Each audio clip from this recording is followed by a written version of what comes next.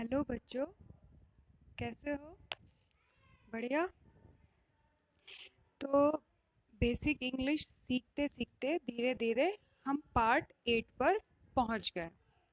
और पार्ट 8 में आज हम पढ़ेंगे फ्यूचर इंडेफिनिट टेंस।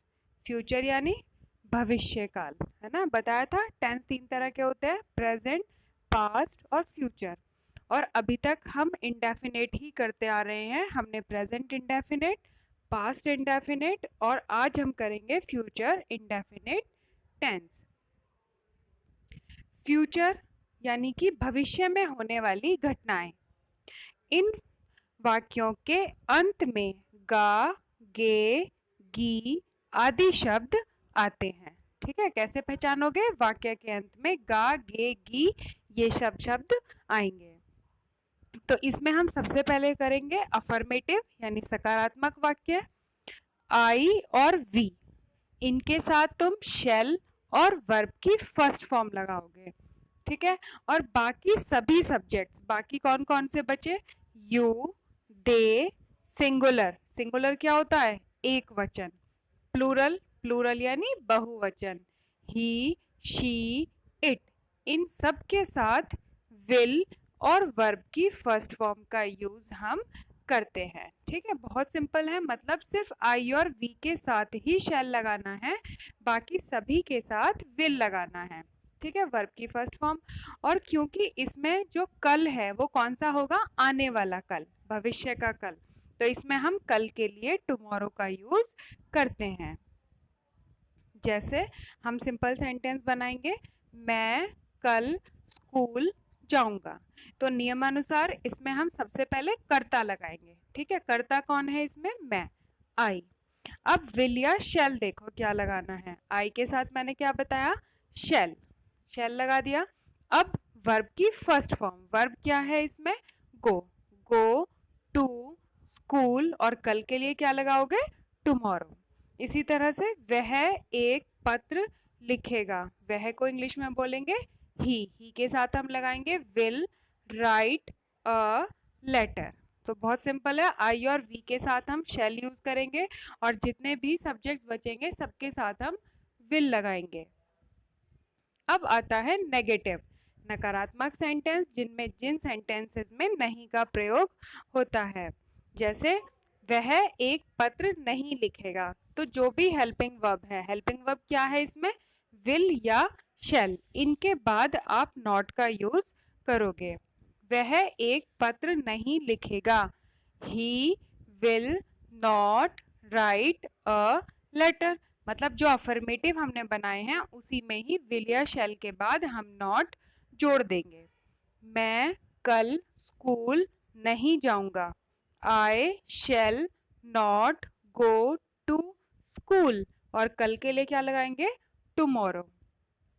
नेक्स्ट आता है इंटेरोगेटिव, प्रश्नवाचक वाक्य। प्रश्नवाचक अभी तक तुम समझ ही गए होगे कि प्रश्नवाचक हर बार दो ही तरह के होते हैं। एक वो जब अगर वाक्य क्या से शुरू हो, और दूसरा अगर वाक्य के बीच में कोई प्रश्न सूचक शब्द होता है। तो पहला केस हम लेंगे, अगर वाक्य क्या से शुरू होता है। वाक्य अगर क्या से शुरू होता है तो किससे स्टार्ट करते हैं? हमेशा हेल्पिंग वर्ब से। उस टेंस की जो भी हेल्पिंग वर्ब होती है उसे सबसे पहले लिखते हैं। यानी यहाँ पर हम क्या लगाएंगे? विल या शेल। ठीक है, उसके बाद कर्ता, फिर नॉट, अगर सेंटेंस में नॉट है तो नॉट, फिर वर्ब की फर्स्ट फॉर्म और उसके बाद कर्म। जैसे क्या वह कल स्कूल जाएगा।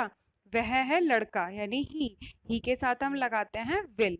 तो सबसे पहले विल लगाओगे, विल ही जाने की first form go to school tomorrow. क्या तुम पुस्तक पढ़ोगे? तुमको इंग्लिश में क्या कहते हैं?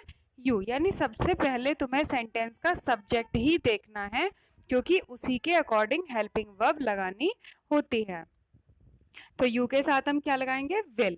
Will you read book. और सबसे लास्ट में क्वेश्चन मार्क। उसके बाद इंटेरोगेटिव का दूसरा केस आता है, अगर वाक्य के बीच में कोई प्रश्न सूचक शब्द होता है। तो सबसे पहले आप क्या करेंगे, उस प्रश्न सूचक शब्द की इंग्लिश सबसे पहले लगाएंगे, उसके बाद विल या शैल, उसके बाद कर्ता, नॉट, वर्ब की फर्स्ट फॉर्म और कर्म। जैसे वह स्कूल कब जाएगा, तो सबसे पहले हम किसकी इंग्लिश लगाएंगे, कब। कब को इंग्लिश में कहते हैं व्हेन। अब सब्जेक्ट क्या है इसमें, वह के साथ क्या आएगा, विल।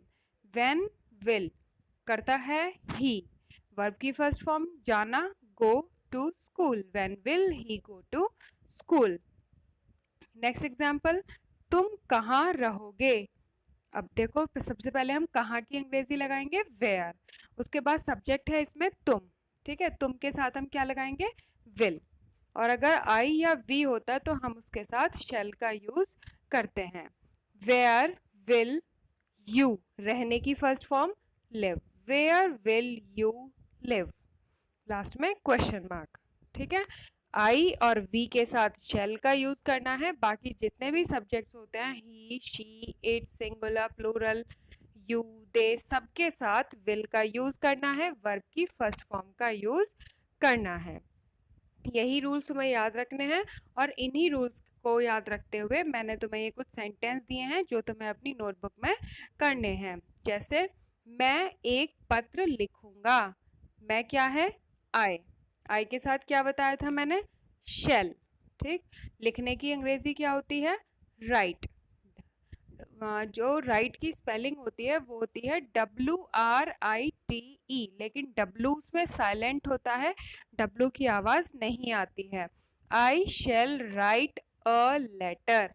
इसी तरह से बाकी के सेंटेंस भी आपको बनाने हैं। वीडियो को अच्छे से देखो, अच्छे से समझो, मैंने बहुत इजी वे में एक्सप्लेन किया है, ठीक है। और फिर ये सेंटेंस इंग्लिश में ट्रांसलेट करो। मैं नेक्स्ट पार्ट में नेक्स्ट टेंस तुम्हारे लिए लेकर आऊँगी। Thank you.